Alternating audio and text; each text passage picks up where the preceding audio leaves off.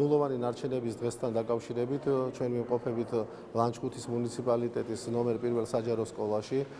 ნარჩენების მართვა ერთ-ერთი მნიშვნელოვანი გამოწვევაა ქვეყანაში, შესაბამისად მისი ცნობიერების ამაღლება იწყება სკოლის ასაკიდან.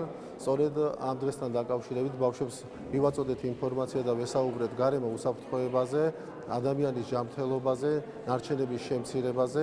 ნულოვანი ნარჩენის დღესთან დაკავშირებით დღეს ლანჩხუთის მუნიციპალიტეტის ნომერ 1 საჯარო სკოლაში საქართველოს მყარი ნარჩენების კომპანიის ხელმძღვანელთან ბატონ მიხეილ გოგოლიძესთან ერთად შევხვდით მოსწავლეებს. შეხვედრა შემეცნებითი ხასიათის იყო და ცნობიერების ამაღლებას ემსახურებოდა. ვფიქრობ, გარემოზე ზრუნვა თითოეული ჩვენგანის ვალდებულება, ნარჩენების მართვასთან დაკავშირებით თითოეული ჩვენგანი აქტიურად უნდა იყოს ჩართული.